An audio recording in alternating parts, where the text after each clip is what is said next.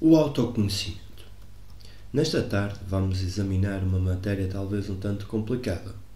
Quando se dão explicações, deve-se ter sempre em mente que a explicação não é o fato.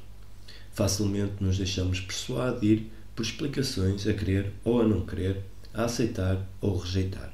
Entretanto, não devemos aceitar nem desprezar as explicações. Quando estamos examinando certos fatos psicológicos, devemos lembrar-nos de que a palavra e as explicações se tornam barreiras, sendo antes um obstáculo do que uma ajuda à investigação pessoal. Vamos examinar juntos um assunto que exige muita atenção, sensibilidade, cuidadosa observação.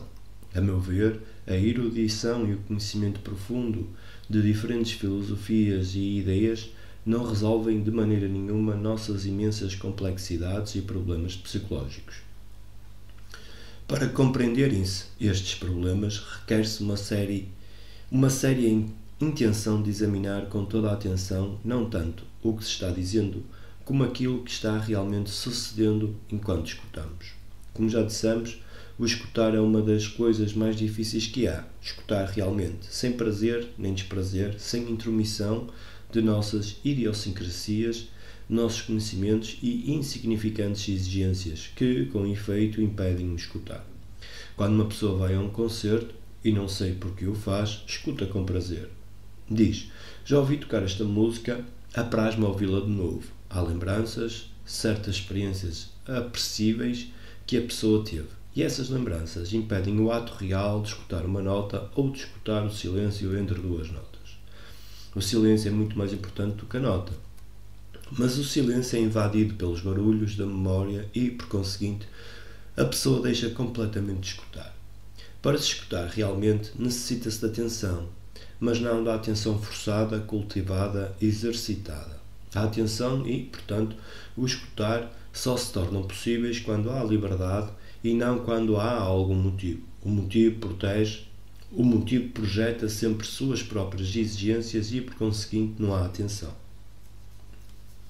A atenção também não é interesse. Se há interesse, então a atenção se torna concentração. É concentração, se a observamos, é fechada, limitada. Por meio dessa concentração limitada, parecemos esconder todo o pensamento e todo o sentimento a fim de escutar, e isso impede o verdadeiro ato de escutar. Quando se escuta realmente, verifica-se uma real transformação. Se nos observamos, podemos ver que nunca escutamos realmente. Só quando forçados, quando numa situação que nos obriga a escutar, então com resistência ou agradável expectativa escutamos. Como vamos examinar juntos vários assuntos, devemos examiná-los sem o interesse que tem sempre por detrás um motivo qualquer. Só um fato podemos examinar, aquilo que está realmente ocorrendo. Para examiná-lo é necessária a observação. Temos de olhar e, em consequência, escutar. Ao escutarmos, que é um ato de observação total, cessa toda a interferência do pensamento. Essa própria observação é, então, um catalisador. Importa compreender isso, porque, em geral, estamos tão condicionados que aceitamos tudo o que nos dizem. Queremos uma certa coisa positiva, uma orientação, um método, uma fórmula, um sistema. Mas, se percebemos o inteiro significado de um sistema, de uma fórmula cuja observância só produz uma atividade mecânica, podemos então abandonar o chamado método positivo. Por estarmos fortemente condicionados pela propaganda e também por nossos próprios temores e incerteza, tudo aceitamos facilmente. Precisamos que alguém nos diga o que devemos fazer, como pensar e a respeito de que pensar. Nada disso vamos fazer nesta tarde, porque esse pensar mecânico não leva à madureza nem à liberdade. Seguir alguém que nos dê uma orientação positiva é isso o que há séculos e séculos nos recomendam as igrejas, as seitas de toda a espécie, a religião, o guru, etc. Esse é um fato muito elementar e muito óbvio, e ao percebermos a natureza destrutiva de tal estrutura, rejeitámo-la totalmente. Como aqui não estamos pensando em conformidade com fórmulas, nem seguindo nenhuma orientação, temos de ser sensíveis e de rejeitar essa atitude mecânica em relação à vida e à ação.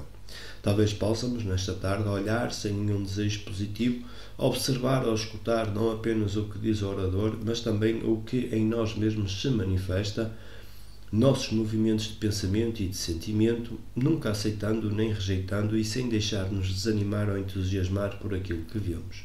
Se não conhecermos, se não observarmos em sua totalidade nossos íntimos movimentos, cada movimento de pensamento, de sentimento, nossas palavras e gestos, e o que atrás das palavras e dos pensamentos se esconde, se não observarmos toda essa estrutura psicológica, não teremos nenhuma base real para a ação. O que teremos será sempre unicamente a aceitação do que foi, do que será, do inevitável. Mas, ao compreendermos toda essa estrutura, a significação de nós mesmos está então lançada profundamente essa base e podemos então prosseguir ou não prosseguir. O autoconhecimento é sumamente importante. O conhecimento alcançado por nós mesmos e não por meio de outrem. Tendes de reaprender a conhecer-vos. Aprender não é um movimento de conhecimentos acumulados. O aprender só pode estar sempre no presente ativo. Não é guardarmos o que aprendemos através da experiência, de nossas atividades anteriores, da memória. Se estáis meramente a acumular, não há o verdadeiro aprender. Não podeis ver por vós mesmos e daí prosseguir. Se assim não fizerdes, a ação será mera ideia. Separa-se a ação da ideia e daí o conflito, o ajustamento da ação à ideia. Se isto está mais ou menos claro, não verbalmente como ideia, porém como fato real, podemos então continuar a nossa viagem. Essa viagem nós temos de fazê-la, temos de penetrar em algo muito profundo e urgente. Percebemos, os mais de nós, a total futilidade e sem significação da existência que estamos levando. Em todo o mundo, os intelectuais andam a inventar filosofias como viver, o que pensar, que espécie de mundo devemos ter, etc. É o divertimento deles. Do mesmo modo, procedem os teólogos e também, natural e inevitavelmente, os sacerdotes. Mas a nossa vida, o fato real, a nossa existência diária, é uma coisa monótona, inteiramente inexpressiva. Temos, de certo, nossas lembranças, nossos prazeres e diversões, mas isso constitui uma parte insignificante de nossa existência. Bem no fundo, se retirarmos essa camada superficial, encontramos enorme descontentamento com a nossa vida, nossa insignificante e artificial existência, e isso causa-nos desespero. Em razão desse desespero, começamos a buscar. Dizemos que alguma coisa deve haver, alguma esperança, segundo o qual possamos viver. Damos, assim, intelectual ou emocionalmente, significação à nossa vida, com o que ficamos impedidos de escutar, de observar o inteiro conteúdo do nosso ser. Em nosso descontentamento e desespero, apelamos para várias filosofias e métodos de meditação. Começamos a buscar, experimentamos uma coisa e outra, tomamos essa droga especial que se chama LSD ou outra e seguimos experimentando, esperando que um dia descobriremos a chave que nos abrirá todas as portas. É o que estamos fazendo. Desejamos experiências verdadeiramente religiosas, alguma coisa de sobrenatural, de misterioso, porque nossas vidas são tão vazias e monótonas, tão insignificantes e vulgares. Buscamos por causa do nosso descontentamento e não sabemos para que lado nos voltarmos, porquanto ninguém mais crê em nada do que se diz. As religiões se dissiparam em fumo e esse é um assunto que nem merece exame. Buscamos porque estamos descontentes, corroídos pela trivialidade, pela sem significação desta nossa existência, afora os conhecimentos técnicos de que necessitamos para ganhar a vida e ter algum dinheiro. Nossa existência nada tem de significativo. Há em nós esse vazio, essa solidão e desespero. E a fim de preenchê-lo, buscamos. Provavelmente aqui estáis a escutar em busca de algo com que preencher esse vácuo. Essa busca é uma coisa terrível, porquanto não conduz a parte alguma. Em vosso desespero, solidão, aflição, já batestes a muitas portas, as filosofias orientais, o Zen, e agora esta pessoa a quem estáis escutando, esta pessoa aqui sentada à vossa frente a falar-vos. Escutais o que todos dizem e bateis a todas as portas. Na realidade, o que se sucede é que quando buscais, achais o que desejais. Portanto, a primeira coisa que se deve fazer, assim me parece, é perceber que não deve haver busca de espécie alguma. Esta é uma pílula difícil de engolir, porque já fomos acostumados e condicionados para buscar, psicologicamente, interiormente. Direis, se não posso buscar, se percebo que a busca nenhuma significação tem, que posso fazer? Vejo-me inteiramente desorientado. A busca se torna um outro meio de fuga ao fato real, o que sois. É decisivo compreender isso, porque todo o movimento de busca dá-nos a ideia de que estamos realmente a mover-nos, a atuar, mas o que de facto sucede é que não estáis em movimento absolutamente. O que está ocorrendo quando buscais é um processo mental do qual esperais resultados satisfatórios. O buscar é um estado estático, não é um estado ativo. O estado real é essa terrível solidão e vazio e esse incessante desejo de felicidade, de descobrir uma realidade permanente. O buscar é próprio da mente que tem medo de si própria, do que é. O homem que está vivo, no sentido profundo desta palavra, o homem inteiramente sem medo é a luz de si mesmo, não tem nenhuma necessidade de buscar. Em meio a essa solidão e esse sentimento da absoluta sem significação da existência, pode uma pessoa descobrir, não por meio de filosofias, nem de psicanálise, nem de alguma religião organizada, pode uma pessoa descobrir por si própria e sem sombra de dúvida se a vida tem alguma significação e qual é essa significação, se existe. Historicamente, o homem sempre andou a buscar isso a que chama Deus. Hoje em dia já passou da moda falar nessa entidade que já não merece sequer referência porquanto a mais ninguém interessa. Ela foi sempre monopólio das religiões organizadas e estas se dissiparam em fumo ou incenso. Já não tem aquela entidade significação alguma. Todavia, o homem continua a buscar, a desejar descobrir, sem que a vida é absolutamente sem significação, ainda que ele invente filosofias ou tome a mais moderna droga estimulante para tornar-se ligeira ou altamente sensível num outro campo do campo e ter uma certa experiência. Se uma pessoa depende de qualquer espécie de estímulo, inclusive da parte deste orador, esse estímulo conduz inevitavelmente ao embutamento da mente. É necessário investigar. É necessário examinar e, por meio desse exame, descobrir uma certa realidade. Se projetamos nosso próprio condicionamento, nossos temores ou esperança, ver-nos-emos de volta ao mesmo círculo de antes. Em primeiro lugar, temos de perceber a total superficialidade de nossas vidas, não o que outrem nos mostra, porém o fato real, o que é. Temos de perceber a sem significação de frequentar um escritório durante 40 anos e lutar até ao fim, até à morte, ou de preencher os esporádicos momentos em que se não está ocupado em ganhar dinheiro, a entreter-se com uma dada filosofia ou ideia, ou se a pessoa tem dinheiro de viajar para certos lugares para aprender a meditar e a estar vigilante. Tudo isso é sem significação, tão infantil. Mas nós temos de investigar, temos de descobrir se há algo de verdadeiramente significativo, não inventado pela mente. Isto é muito fácil. Para descobrirmos se há algo de significativo, tem de findar o buscar para enfrentarmos então o que há realmente em nós.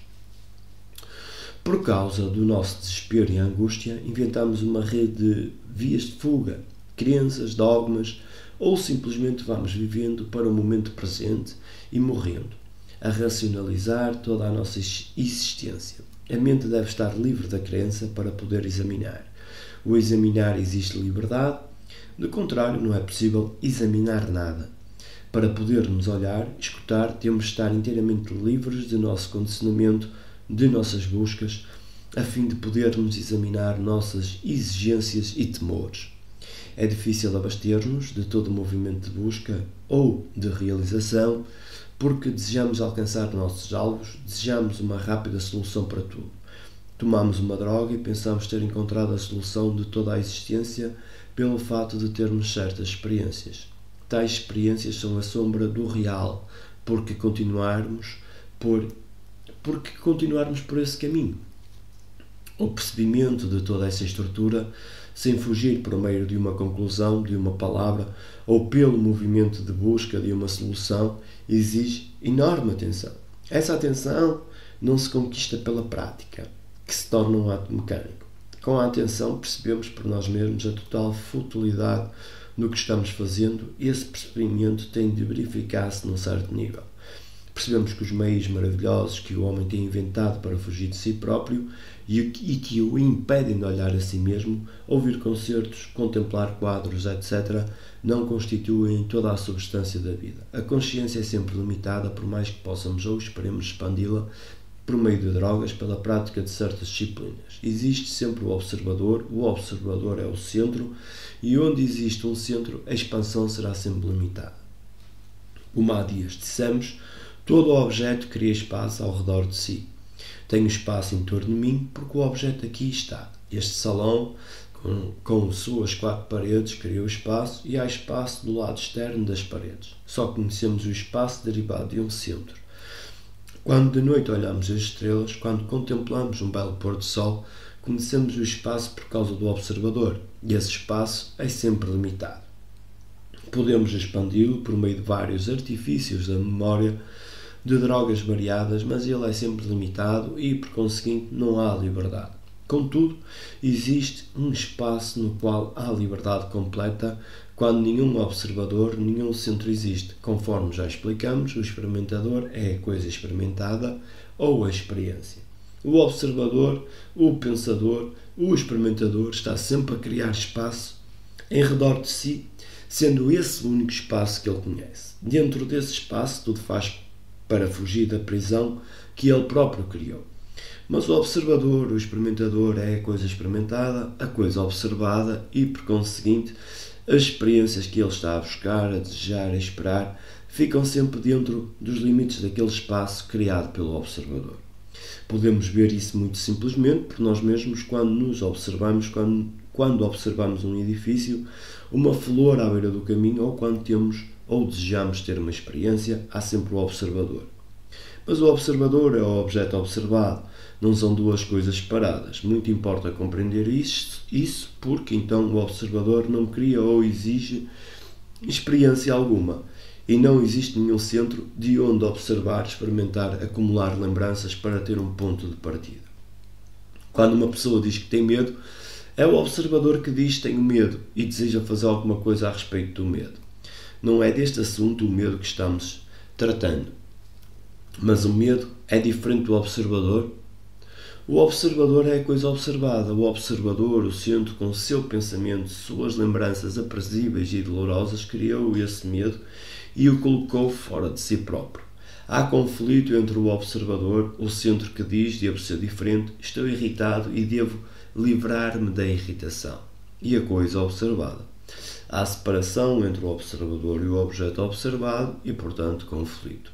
A mente que está em conflito, em qualquer nível que seja, mesmo físico, produz um certo embotamento, um certo cansaço. Perde a penetração. Já não é ativamente sensível. Está a consumir-se pelo conflito, a única coisa que ela conhece exterior e interiormente. Exteriormente, esse conflito se manifesta na forma de guerra, busca de êxitos, competição, e interiormente a mesma coisa estamos fazendo, achamos-nos no mesmo estado, queremos alcançar objetivos, tornar-nos isto ou aquilo.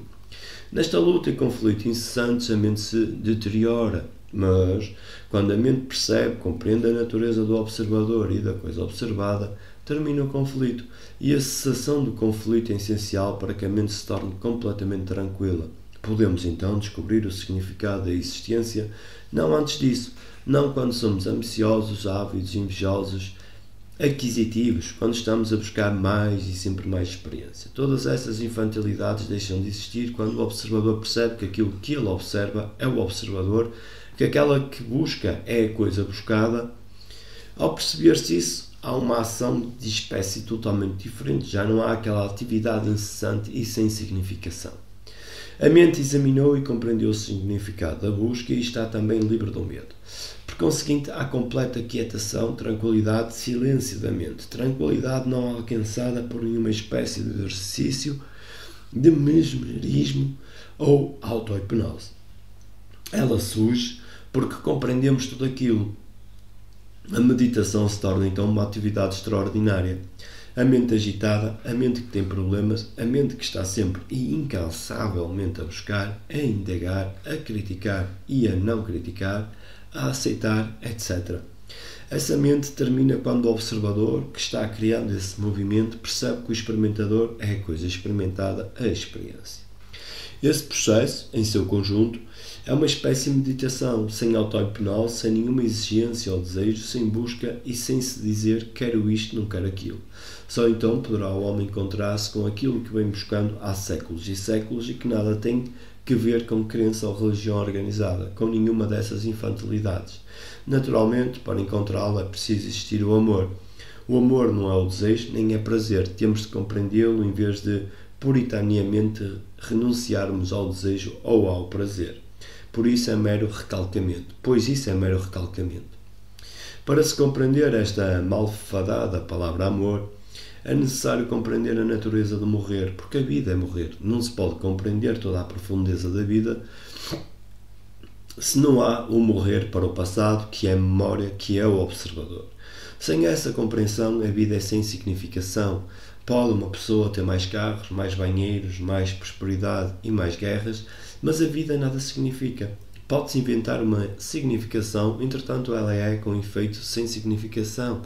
Para alcançar-se essa significação, essa imensa realidade, e ela existe, não porque a historiadora o diz, existe independentemente de asserções ou não asserções. Para alcançar-se essa realidade, temos de libertar-nos do animal agressivo, violento, homicida e tudo o que mais que somos. Se não conseguirmos isso, não importa o que fazemos. Podemos procurar todos os analistas, entrar em todos os templos, recorrer a todas as modernas filosofias. Nossa vida continuará vazia e sem significação. Interrogante. O mestre Buda, penso eu, o conseguiu sem matar o animal? Krishnamurti. Senhor, é preciso muito cuidado com essas coisas. Nada se ganha em citar autoridades. Não se sabe realmente o que disse Buda ou o que disse Cristo, etc. Deixai de lá toda e qualquer autoridade. Para descobrirdes por vós mesmo. Eu não disse matar o animal. Isso já se tem tentado. Todos os monges deste mundo têm tentado fazê-lo, isso ou o contrário, soltar as rédeas ao desejo. Mas é necessário compreender toda a estrutura do animal em que nós subsiste, não intelectual ou sentimentalmente, porém realmente pondo-nos diretamente e em contacto com ele, com nossos mesquinhos ciúmes, ansiedades e esperanças. Para o olhardes e compreenderdes, necessitais de zelo, de lhe ter afeição. Não podeis zelar uma criança se não lhe tendes afeição. Ele, o animal, pode ser feio, pode ser estúpido, pode ser tudo, mas tendes de olhá-lo e, para o fazerdes, necessitais de zelo. Isso significa que não tendes de destruir nada em vós, nada tendes de recalcar ou de controlar, de nada tendes de fugir. Este é um dos vossos condicionamentos, reprimir ou soltar as rédeas. Tendes de compreender a natureza do prazer, que é desejo, compreendê-lo e não reprimi-lo sem sublimá-lo, nem dele fugir, e para compreendê-lo, tendes de olhá-lo com zelo. Interrogante. Se eu, o observador, olho uma árvore como coisa observada, a árvore e eu somos uma só e a mesma coisa? Krishnamurti. Ouvistes dizer que o observador é a coisa observada. Vós o ouvistes, mas não o escutastes. Há enorme diferença entre ouvir e escutar. Não aprendeste a coisa, apenas o ouvistes dizer, e ela se tornou uma ideia. É isso o que ocorre imediatamente. A ideia é o dizer, a árvore sou eu, e eu, o observador, olho a árvore e a árvore sou eu. Mas é claro que a árvore não é vós. Já olhastes uma árvore, a beleza do pôr do sol, sem observador nenhum? De ordinário, quando olhais uma coisa, que sucede realmente? Vossas lembranças acodem aos borbotões. Ah, que maravilhoso poente contemplei outro dia na Califórnia. Aquela luminosidade da montanha. Ou o pôr do sol vos absorve inteiramente e temporariamente ficais em silêncio. Nesse silêncio vos lembrais daquele prazer e dizeis, eu gostaria de repeti-lo, tal como o prazer sexual. É isso que acontece. A coisa se torna uma repetição porque nela pensais, desejais repetir aquele prazer. E nessa armadilha ficais aprisionado. Mas para olharmos realmente uma árvore ou as dobras de uma montanha, o pensamento com memória tem de cessar. Se temos conhecimentos de botânica, estes mesmos conhecimentos nos impedem de olhar a árvore. Quando olhais a árvore sem o observador, a árvore não é vós, e vós não sois a árvore. E não há espaço entre o observador e a coisa observada. Não dizes então, sou a árvore, ou devo identificar-me com a árvore. Isso nada significa. Interrogante. Essa separação entre o observador e o objeto observado existe na mente de uma criancinha? Krishnamurti, infelizmente não podemos volver à infância, mas estamos a examinar o que ocorre com as pessoas adultas, como vós. O que ocorre quando olhais? Há sempre espaço entre vós e a vossa esposa ou marido, entre vós e o vosso próximo. Nesse espaço é o que está contido todo o conflito, toda a separação. Separação não entre pretos e brancos, entre morenos e amarelos, mas também entre as imagens formadas pela memória, pelo medo, pela lisonja, pelo insulto. A separação denota falta de amor. Um madeireiro olha para a árvore com olhos diferentes do cientista. O sentimentalista olha diferentemente, e assim o artista. Mas nunca olhais verdadeiramente, porque olhais através do espaço criado pelo observador. A relação é toda outra quando não há observador. Quando o observador percebe que a coisa a que observa é ele próprio. Quando sabeis que amais, quando o sabeis como observador, como uma entidade que ama alguma coisa, uma árvore, uma mulher, um homem, uma criança, isso é amor. Dividimos o amor em divino e mundano, sexual e não sexual, numa coisa sublime ou numa coisa absurda. Vivemos fragmentados. Essa existência fragmentária é a maldição de nossa vida. A vida é um momento total e não um movimento fragmentário em conflito com outro fragmento. Para se compreender o movimento total, o causador da fragmentação deve deixar de existir. Interrogante. Quando se vê uma coisa na maneira como dizeis, isso não é atenção? Krishnamurti. O interrogante está perguntando o que é atenção total. Porque perguntais. Não estou dizendo que não deveis perguntar, mas porque perguntais. Não podeis descobrir por vós mesmos o que é a atenção total? Comecemos com uma coisa muito simples. Estar conscio. Que significa isso? Estou conscio das dimensões deste salão, da sua iluminação, da forma, da altura dele, e estou também conscio das cores, dos trajes, das pessoas aqui sentadas, dos seus rostos, suas aparências, seus sorrisos, seus óculos, etc, etc. Estou conscio, começo a dizer gosto, não gosto, aquilo é bonito, aquilo não é bonito. Estou conscio com escolha. Digo, este é um bonito salão ou não bonito. Aquela é uma bela cor ou não bela. Começa a escolha. E onde há escolha, há confusão. Esse é um fato que se verifica constantemente, não só exterior, mas também interiormente.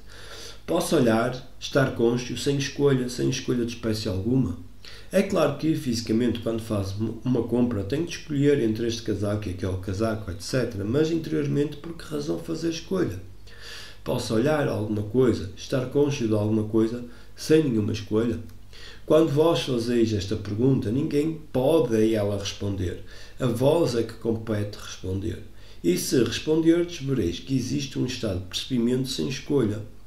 Quando houver percebimento com escolha, examinai-o mais profundamente. Começareis então a descobrir o que é concentração. A concentração é uma forma de resistência, de exclusão, com um motivo de prazer, de ganho, de medo. Se penetrardes mais fundo, vereis que há uma atenção na qual nenhum esforço existe, uma atenção no qual nenhum esforço existe, porque não há nenhum motivo a forçar-vos a prestar atenção. Quando estáis atento totalmente com vossos nervos, vosso corpo, vossos ouvidos, vosso coração, vosso cérebro, vossa mente, completamente atento, e nesse estado não há desejo de êxito, não há motivo nenhum, vereis que não existe nenhum observador. Estar atento dessa maneira é, em si, disciplina, não a disciplina da compulsão, da imitação, do medo, do ajustamento a um padrão. Interrogante. Já experimentei desses estados de percebimento sem escolha e tenho ansiado por retornar a eles, mas duvido bastante que sejam verdadeiramente significativos. Krishnamurti.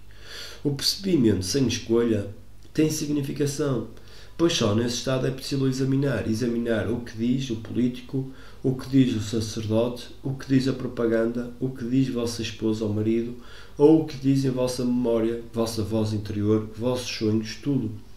Tudo tem enorme significação se estáis cônscios sem escolha, porque o vosso pensar se torna então claro no mais alto grau. Já não sois persuadido ou influenciado por vossos próprios motivos ou pelos da sociedade. Podeis então olhar sem deformar o que olhais. É o que fazeis quando vos vedes numa crise real.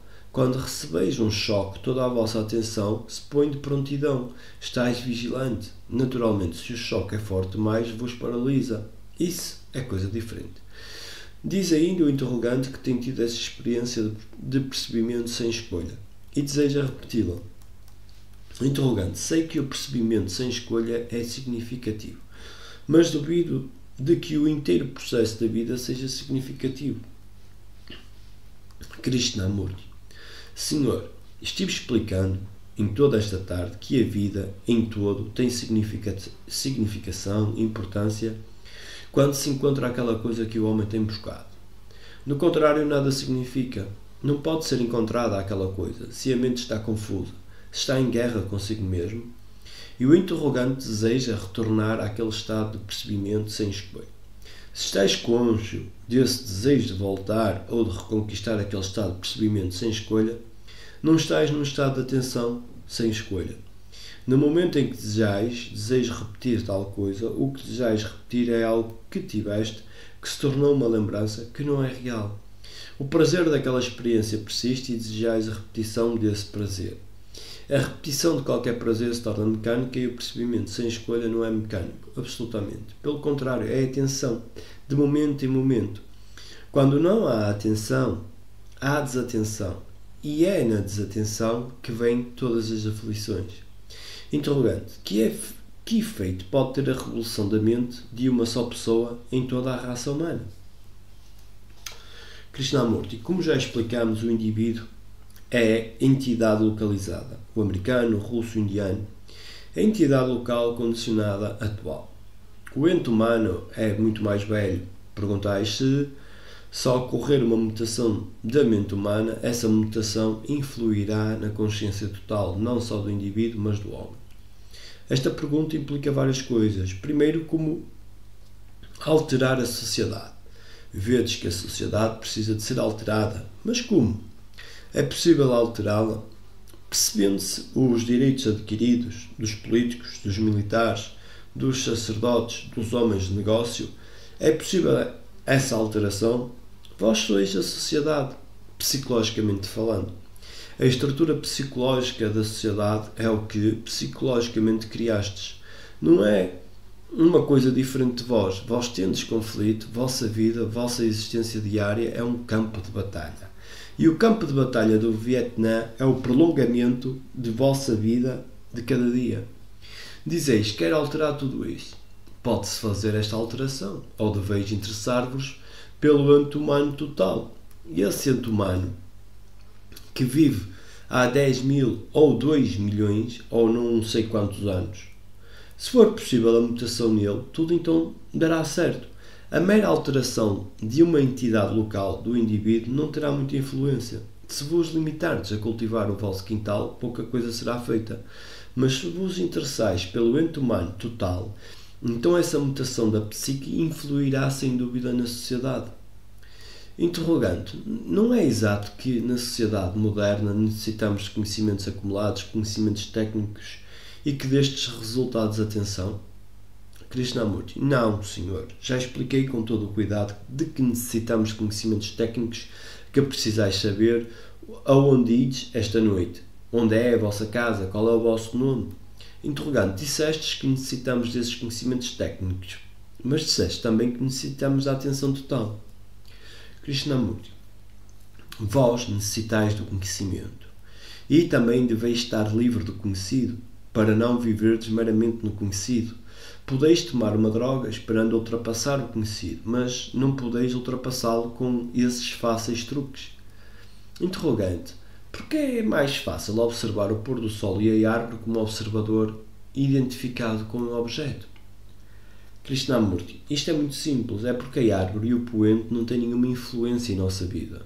Sei olhar a árvore, mas não sei olhar a minha mulher ou marido, o meu próximo. Sei que isso é engraçado, mas eu experimentei fazê-lo uma vez, olhar para a vossa esposa ou marido, para o vosso próximo. Olhai-os. Não vos identifiqueis com o que vedes, mas olhai-os e vereis acontecer o maior dos milagres. Estareis olhando a vida de maneira totalmente nova, olhando a árvore, a pessoa pela primeira vez, olhando tudo como se nunca o tivesses olhado.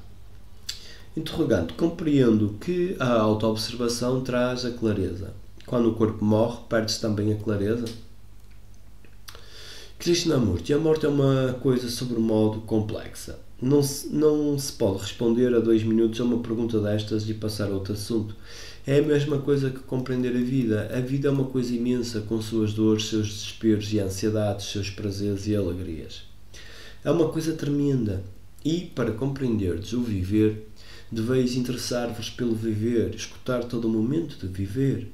Quando se compreende isso, esse imenso movimento da vida, vê-se então que esse movimento faz parte do morrer. Interrogante. A criança não é dotada de mais percebimento, sem escolha do que o adulto, e tem menos preconceito? Krishnamurti, depende da criança e depende do adulto.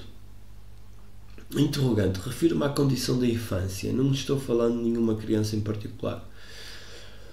Krishnamurti. A criança é condicionada pelos pais, pela sociedade, pelo meio cultural em que vive, pela escola que frequenta e pelas outras crianças que a cercam. Ela é condicionada e esse condicionamento aumenta à medida que se torna mais velha. As paredes vão tornando mais espessas à medida que crescem as ambições e a avidez. Ela se torna cada vez menos observadora, menos curiosa, menos vigilante. É o resultado da moderna educação. Tecnologicamente a criança é educada e praticamente expressa-se o todo da vida. Interrogante. Quereis dizer que quando temos o conhecimento técnico, em tal momento não temos possibilidade de estar cônscios? Krishnamurti. Muito ao contrário, senhor. Sem dúvida é possível estar-se cônscio sem escolha quando se está sendo educado tecnologicamente. Quanto menos mecanizada, mesmo tecnologicamente, tanto mais ativa é a pessoa e tanto mais produz. Se der a um operário a mesma tarefa dia após dia, ele ficará entediado dela e produzirá menos.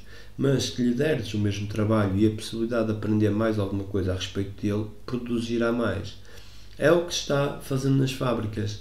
É uma das técnicas, um dos truques que se estão pondo em prática. Separei o conhecimento técnico do percebimento por causa desta pergunta inevitável. Que faremos se destruir esse conhecimento?